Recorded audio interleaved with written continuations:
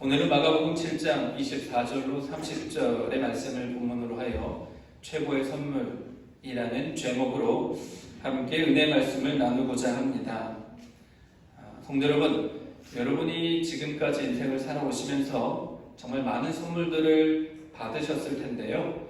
가장 기억에 남는 선물은 무엇입니까? 아마 기억에 남는 선물들이 하나 혹은 둘 이상은 있으실 것입니다. 저는 아시는 분들은 아시겠지만 제 인생에 기억에 남는 선물 중에 하나는 노트북이 있습니다. 네, 노트북 선물이 있고요. 또 이 말씀을 준비하면서 하나님, 제가 받은 선물 중에 어떤 선물이 기억에 날까요? 라고 제가 하나님께 여쭤봤는데 오히려 하나님께서 저에게 우리 장로님, 권사님, 또 집사님, 또 우리 아이들 얼굴을 한 분 한 분 떠오르게 해주시면서 우리 장애교회 성도님들과의 만남을 귀한 선물이라고 깨닫게 해주셨습니다. 여러분이 하나님께서 저에게 주신 귀한 선물임을 고백합니다. 또 여러분 옆에 계신 분들, 또 여러분의 가족이 아마 여러분이 받으신 가장 귀한 선물 중에 하나가 아닐까 생각해 봅니다. 자, 그렇다면 반대로 여러분의 사랑하는 가족들이나 자녀들 혹은 부모님들에게 드린 선물 중에서 기억에 남는 선물은 어떤 선물이 있으십니까? 5월은 가정의 달이어서요. 아마 선물을 준비해야 될 일이 제법 있으실 것 같습니다. 어린이날, 또 어버이날, 스승의 날, 성년의 날, 부부의 날, 정말 날들이 많은 달이지요. 이런 날들을 위해서 아마 크고 작은 선물들을 준비하고 계획하고 계실 텐데 어떤 선물을 준비하고 계시는지 바라기는 오늘 말씀을 통해서 어떤 선물이 최고의 선물인지를 깨닫는 주님의 은혜가 충만하기를 소망합니다. 오늘 본문의 시간적 배경은 오병이어 사건 이후입니다. 마가복음 7장 이전에 예수님의 행적들을 보면요, 예수님께서 갈릴리 벳세다라는 곳에서 오병이어의 기적을 행하셨습니다. 보리떡 5개와 불고기 2마리를 가지고 무려 10,000명이 넘는 사람들을 식사 대접을 하셨습니다. 지난 주일 설립 61주년 주일을 맞아서 우리 교회 여성교회 분들께서 점심 식사 또 저녁 식사까지 준비하시면서 정말 고생을 하셨습니다. 너무 감사한 것은요, 한 권사님께서 저에게 이렇게 말씀하시더라고요. 권사님 힘드셨죠? 고생이 많으셨습니다 라고 말씀을 드렸더니 그 권사님께서 목사님 아니요, 기뻤습니다. 이렇게 합력하면서 섬길 수 있어서 너무나 기뻤습니다 라고 말씀을 해주시는데 오히려 제가 그 말씀을 통해서 귀한 은혜를 받았었습니다. 근데 그게 어떻게 힘들지 않겠습니까? 200명이 넘는 식사를 2번이나 연속으로 준비하는 것은 정말 힘든 일이지요. 그런데 예수님께서는요, 200명, 300명, 400명이 아니라 10,000명이 넘는 사람들의 식사를 다 일일이 나눠주셨다는 것입니다.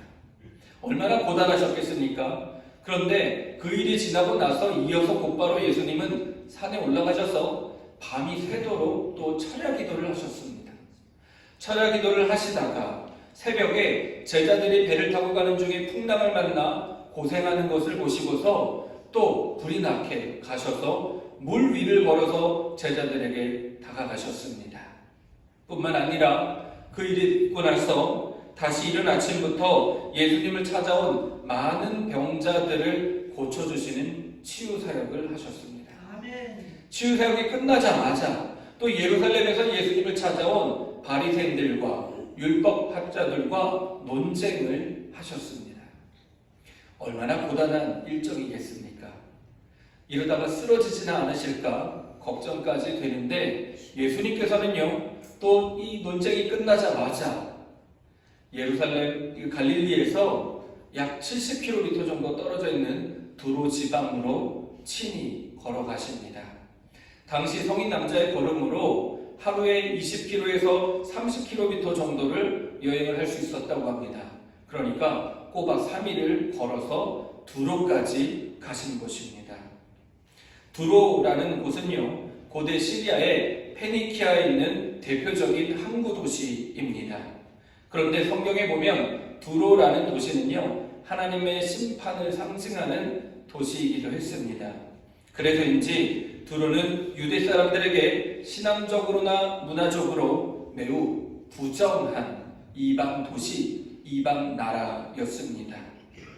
그런데요, 예수님께서는 왜 이렇게 무리를 하시면서까지 두로라는 이방 지역으로 가셨을까요? 심지어 예수님은 12명의 제자들에게 둘씩 짝지어서 전도 사역을 하게 하시면서 이렇게 말씀하셨습니다.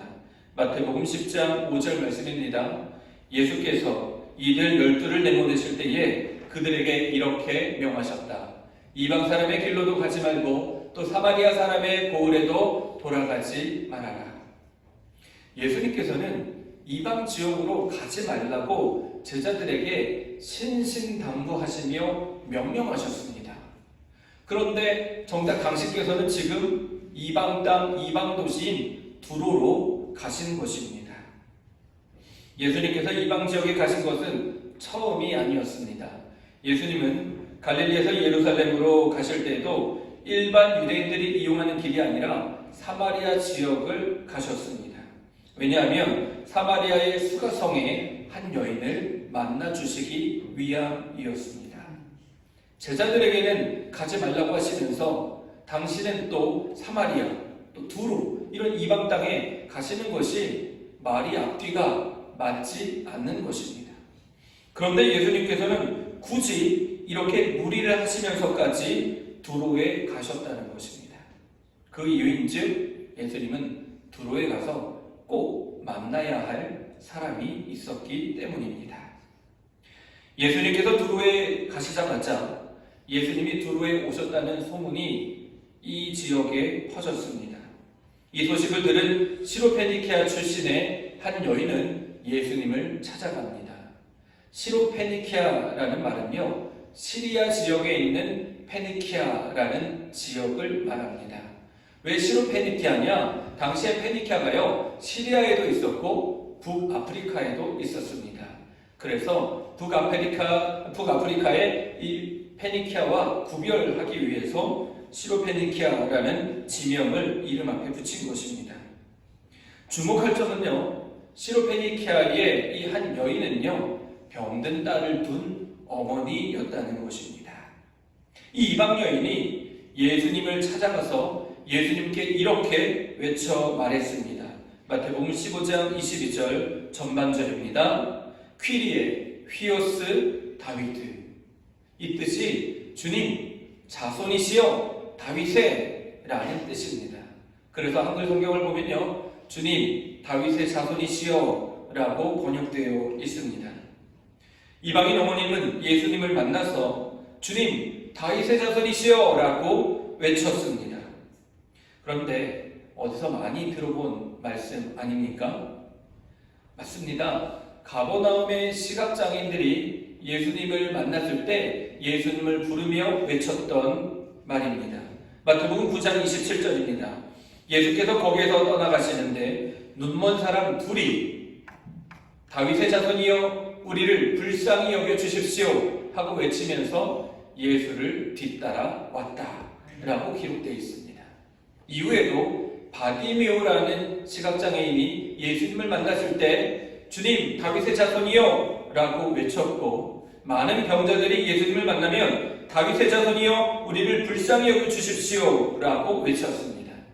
결정적으로 예수님이 종려주일에 예루살렘 성에 입성하실 때 예수님을 맞이하는 예루살렘 주민들이 종려나무 가지를 흔들면서 주의 이름으로 오시는 이여 다윗의 자손이여 우리를 구원하소서 라고 외쳤습니다. 즉 주님 다윗의 자손이여 라는 말은 예수님께서 이스라엘 백성들이 그토록 간절히 기다리는 그리스도 메시아라는 뜻입니다. 그런데요, 이 이방 여인 시로페니키아의 이 이방 여인이 어떻게 예수님을 알았냐는 것입니다. 그리고 예수님이 다윗의 자손이라는 것을 또 어떻게 알았냐는 것입니다. 그 이유가 마가복음 3장 7절에 기록되어 있습니다. 마가복음 3장 7절로 8절입니다. 예수께서 제자들과 함께 바닷가로 물러가시니 갈릴리에서 많은 사람이 따라왔다. 또한 유대와 예루살렘과 이두메와 요단강 건너편과 그리고 두로와 시돈 근처에서도 많은 사람이 그가 하신 모든 일을 소문으로 듣고 그에게로 몰려왔다 라고 기록되어 있습니다.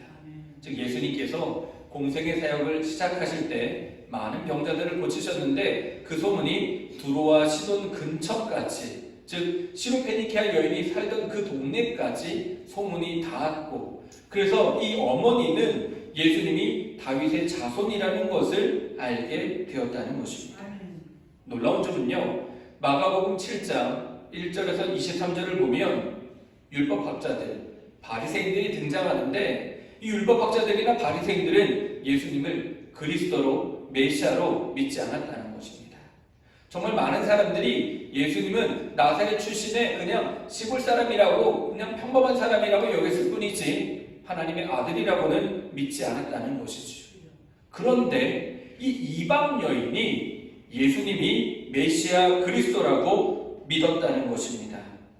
시로페니케아 이방의 어머니는 예수님을 자기 딸의 병을 고칠 능력이 있는 하나님의 아들이라고 굳게 믿었습니다. 그래서 온 힘을 다해서 예수님께 이와 같이 외쳤습니다. 마태복음 15장 22절 전반절입니다. 불쌍히 여겨주십시오 나를. 주님, 다윗의 자손이여 불쌍히 여겨주십시오 나를 이라고 외쳤습니다. 그런데 좀 이상하지 않습니까? 아픈 건 딸인데 왜 나를 불쌍히 여겨달라고 했을까요? 그 이유는요, 이 어머니가 딸이 아픈 것이 곧 내가 아픈 것처럼 여겼기 때문입니다. 아마 세상의 모든 어머니들은 공감하실 것입니다. 딸이 아픈 게 내가 아픈 것이고 딸이 아프니 차라리 내가 아픈 게 낫다라는 심정일 것입니다. 그것을 우리는 모성의 사랑이라고 부릅니다. 그리고 이 어머니는 예수님께 불쌍히 여겨달라고 외쳤습니다. 이 불쌍히 여겨달라는 말을요, 헬라어로 직역하면 딱 한 번만이라도 좋으니 도와주십시오라는 의미입니다. 이 딱 한 번이라는 이 단일성의 의미가 우리 한글 성경에는 담겨 있지 않은데요, 이 글을 보는 모든 사람들은 알았습니다. 야, 어떻게 딱 한 번만 이라고 말할 수 있을까? 얼마나 간절했으면 그렇게까지 도와달라고 했을까라는 것을 우리는 원어 성경을 통해 알 수 있습니다.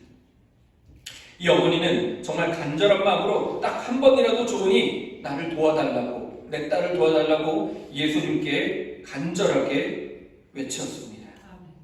그러면요, 보통 예수님께서는 이렇게 간절한 믿음을 가지고 예수님을 찾아오면요, 그 사람을 즉시 도와주시거나 고쳐주셨습니다. 그게 우리가 믿는 예수님입니다. 그런데 예수님은 이상하게 이 이방인 어머니에게만큼은 조금 다르게 대답하십니다. 27절입니다. 자녀들을 먼저 배불리 먹여야 한다. 자녀들이 먹을 빵을 집어서 개들에게 던져주는 것은 옳지 않다 라고 말씀하십니다. 좀 죄송한 말씀인데요, 예수님은 딸이 아파서 괴로워하는 이 어머니를 굉장히 냉대했습니다. 마음이 찢어지는 고통 속에서 예수님께 찾아온 이 어머니를 심지어 개취급했습니다. 예수님 당시에 이스라엘이나 시리아 지역에서 개나 돼지는 사람들에게 멸시받는 동물이었습니다. 지금은 세상이 좋아지고 문화가 바뀌어서 반려견으로 키우는 분들이 많이 있는데, 이때 당시에 개는요, 귀족들이나 아주 사나운 개들을 집을 지키는 경비견으로 두거나, 혹은 대부분의 개들은요, 길거리를 배회하면서 길거리에 떨어진 쓰레기나 음식을 주워 먹고 사람들을 위협하는 들짐승이었습니다. 그래서 이스라엘 사람들은요, 개나 거지를 동일하게 취급하기까지 했습니다. 그러니 예수님께서 이방 어머니를 개취급한 것은 매우 이례적이고 이상한 장면입니다. 일반적으로 다른 사람이 나를 개취급하면 어떻습니까? 특히 내가 좀 급히 정말 돈이 필요해가지고 가까운 사람에게 돈을 빌려달라고 했는데, 야, 이 돈을 내 자식에게 주지 왜 걔 같은 너에게 주냐? 라고 이렇게 나를 개취급하면 아마 그 듣는 사람은 기분이 몹시 상하고 화가 날 것입니다. 그리고 이렇게 대답하겠죠. 야, 더럽고 치사하다. 내가 돈이 없지 자존심이 없냐? 내가 개면 너는 똥개다. 아마 이렇게 대받아칠 것입니다. 그런데요, 이 어머니는 어떻게 반응하고 있습니까? 28절입니다. 주님, 그러나 상 아래 있는 개들도 자녀들이 흐르는 부스러기를 얻어먹습니다. 당시 이스라엘 사람들, 또 시리아 사람들의 식사 문화를 보면요, 이 말이 어떤 의미인지 더 깊이 이해할 수 있습니다. 당시 유대인들, 중동 사람들은요, 특히 남자들은 수염을 아주 덥수룩하게 길렀습니다. 수염을 얼마나 길렀는지 배꼽까지 이렇게 내려오는 수염인 거예요. 그러면 그 긴 수염을 가지고서 식사를 할 때 어떻게 하겠습니까? 한 손으로 수염을 이렇게 걷고 빵을 이렇게 들어가지고 뜯어 먹겠죠. 그리고 소스에 찍어서 먹고 나물도 먹고 하다 보면요, 식사가 다 끝날 즈음에는 손도 더러워지고 또 빵가루며 음식 그런 것들이 수염에 막 이렇게 묻게 됩니다. 또 자녀들도 아버지 어머니랑 식사하다가 손으로 먹으니까 손이 다 더러워지겠죠.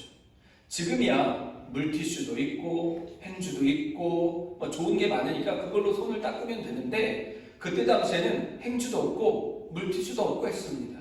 그러면 식사를 다 하고 나면 이 수염에 있는 음식이나 손에 묻은 것들을 어떻게 닦아내겠습니까? 먹다 남은 빵으로 닦아냈다고 합니다. 빵이 행주 역할을 한 거예요. 그래서 식탁에 있는 것도 빵으로 이렇게 닦고 하는 거죠. 그러면 이 빵 조각을 어떻게 합니까? 이걸 상 아래다가 던지는 것입니다. 그러면 누가 와서 먹겠습니까? 개들이 와서 먹는 것입니다. 이 어머니는 바로 이 장면을 생각하면서 나에게 그 더러운 빵 조각이라도 좋으니, 그 부스럭이라도 좋으니 딱 한 번만 도와달라고 예수님께 간청하고 있는 것입니다. 이 대답을 들은 예수님께서는 그제서야 모든 긴장을 풀어주시며 그 어머니에게 이렇게 말씀해 주십니다. 마태복음 15장 28절입니다. 여자여, 참으로 내 믿음이 크다. 내 소원대로 되어라. 방금 전까지만 해도 이 이방인 어머니를 개취급했던 예수님께서 갑자기 이 어머니를 여자여라고 부릅니다. 이 또한 어디서 많이 들어본 이야기지요? 예수님께서 일전에 갈릴리 가나 지방에 혼인잔치에 초대받으셔서 가셨을 때 예수님의 어머니 마리아가 예수님께 포도주가 다 떨어졌다고 말씀을 드립니다.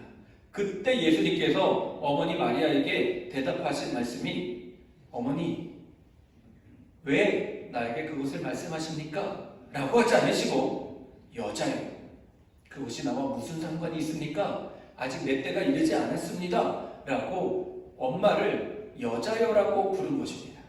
이때 이 여자여라는 말은요, 헬라어로 귀네라는 단어인데, 이 단어는 당시 여인을 가장 높이 부르는 존칭어였습니다. 그런데 지금 예수님께서 이 이방인 어머니를 가장 높이는 말로 불러준 것입니다. 그리고 이 어머니의 믿음을 큰 믿음이라고 칭찬해 주셨습니다. 이처럼 예수님은 이 이방인 어머니를 제자들에게 또 우리들에게 소개시켜 주시기 위해서 피곤하심에도 불구하고 3일 길을 꼬박 걸어서 두로에 가신 것입니다. 이 이방인 어머님의 큰 믿음을 우리에게 가르쳐 주시려고 예수님께서 이 상황을 연출하신 것입니다.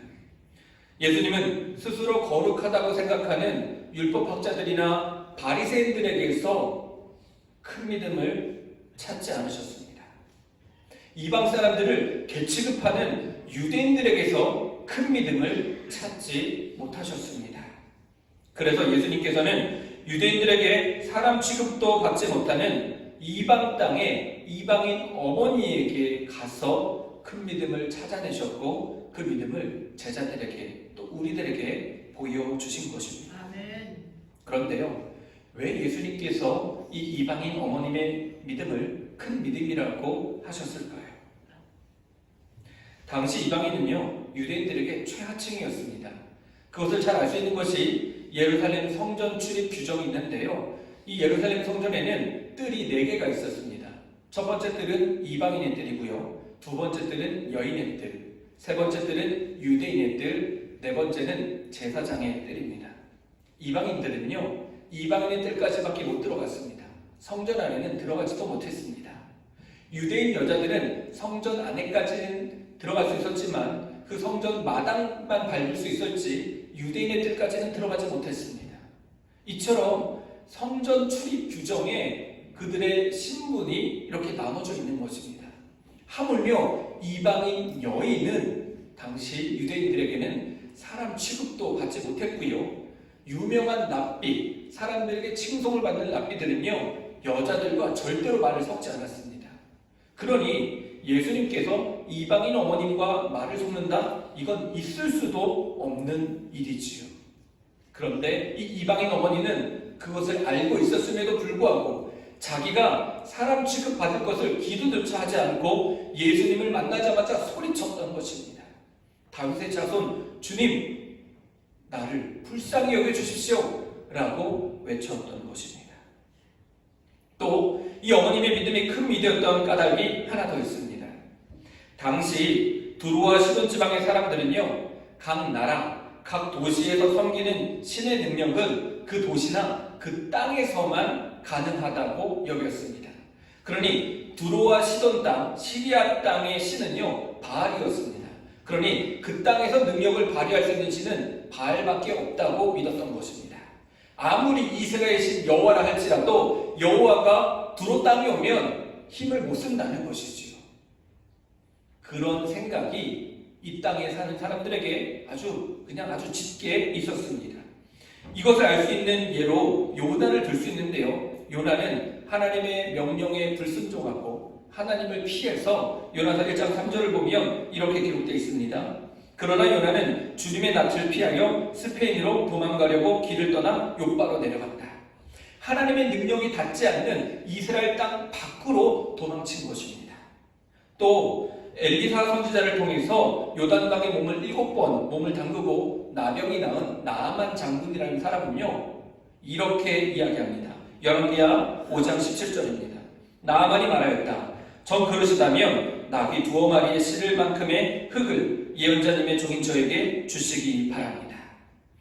병이 나았는데 다메섹 고향으로 돌아가야 되는데 이스라엘 땅의 흙을 나귀 2마리에 실을 만큼 가져가겠다는 것입니다.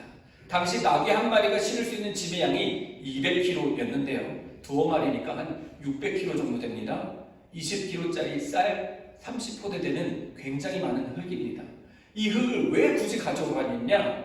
이때 당시의 사람들은요, 아까도 말씀드렸지만 그 신은 그 나라 땅에서만 힘을 발휘할 수 있었다고 믿었기 때문에 내가 여호와 하나님께 기도하고 기도의 응답을 받으려면 이스라엘 땅에서 기도를 해야 되거든요.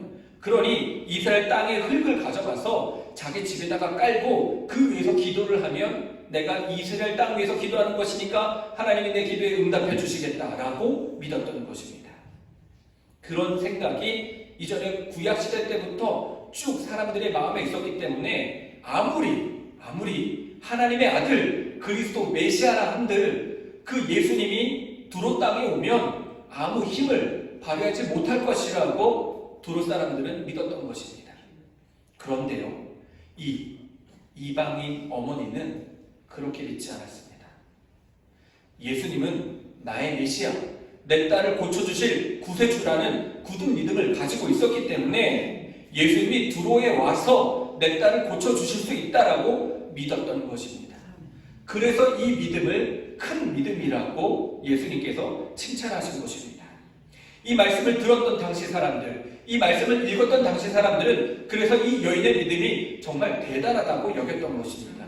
왜냐하면 예수님은 두로 땅에 오면 힘을 쓰지 못할 것인데 그것을 오히려 믿었다는 것이죠.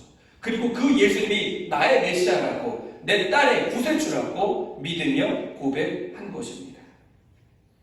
하지만 이런 굳센 믿음을 가지고 예수님께 나아갔음에도 불구하고 이 여인은 다시 한번 좌절을 경험하게 됩니다. 그것이 무엇이냐? 이 여인이 이렇게 간절한 믿음을 가지고 예수님을 부르고 도와달라고 했는데 예수님이 이 여인을 개취급하면서 이 여인의 부탁을 매몰차게 거절하는 것입니다. 하지만 그럼에도 불구하고 이방인 어머니는 결코 물러서지 않고 나를 개취급해도 좋으니 개들에게 던질 빵 한 조각만이라도 단 한 번만이라도 좋으니 내 딸을 도와달라고 믿음으로 고백하였습니다. 그래서 예수님은 이 여인의 큰 믿음을 보시고 그 자리에서 그 즉시 딸을 고쳐주셨습니다. 이 이방인 어머니는 왜 이토록 처절하리만큼 예수님께 매달렸겠습니까? 무엇이 이 예수님께 간절히 기도하고 부탁하게 만들었을까요? 이토록 큰 믿음의 원동력은 바로 자신의 딸을 향한 뜨거운 사랑이었습니다. 딸을 고치기 위해서라면 이방인 어머니는 무엇이든 다 할 수 있었습니다. 사람 취급받지 못해도 좋으니, 나를 개취급해도 좋으니 제발 딱 한 번만 도와주십시오 라고 고백한 것입니다. 사랑하는 성도 여러분, 여러분은 여러분의 자녀들에게 또는 사랑하는 가족들에게 어떤 선물을 주고 싶으십니까? 많은 재산, 좋은 집도 꼭 필요하죠. 네, 그런 선물을 받으면 아마 자녀들이나 가족들이 다 좋아할 것입니다. 하지만 성경은 그것이 최고의 선물이라고 이야기하지 않습니다. 물질적인 것은 최고의 선물이 될 수 없습니다. 그러면 무엇이 최고의 선물이겠습니까? 오늘 이방인 어머니는 사랑하는 딸에게 어떤 선물을 주었습니까? 바로 예수 그리스도, 예수님을 선물로 주었습니다. 딸을 자기 생명보다 사랑하기에, 자기 목숨보다 소중하게 여겼기에 예수님을 딸에게 선물하기 위해서 온갖 장벽을 뚫고 모든 자존심, 수모를 감내하면서 예수님께 매달렸고 마침내 자기 딸에게 예수님을 선물로 주었고 그 딸은 예수님을 선물로 받아 모든 병에서 나음을 입게 되었습니다. 사랑하는 성도 여러분, 간절히 바라기는 5월 가정의 달에 여러분의 사랑하는 가족들에게, 자녀들에게 예수님을 선물해 드리기를 소망합니다. 예수님을 만나면 인생이 변화될 줄 믿습니다. 예수님을 만나면 참 평안, 참 행복을 경험하게 될 줄 믿습니다. 그러므로 다른 선물보다 꼭 예수님을 전해주시기를 부탁드리겠습니다. 이제 잠시 후에 성만찬이 끝나고 나면 우리 장유의 100주년 세대들에게 여러분이 준비한 선물을 나눠드리는 시간을 가질 것입니다. 우리 그 선물을 좀 이렇게 가지고 잠시 기도했으면 좋겠습니다. 그 선물 안에 예수님의 사랑을 담으셨으면 좋겠습니다. 하나님, 이 작은 선물이지만 아이들이 이 선물을 받았을 때 예수님을 선물로 받게 해주시옵소서. 예수님의 사랑을 느끼게 해주시옵소서 라고 우리가 좀 함께 우리 100주년 세대를 축복하며 또 여러분의 가족들, 여러분의 자녀들을 축복하면서 우리 찬양 반주가 나오는 동안 같이 기도하는 시간 갖도록 하겠습니다. 기도하겠습니다.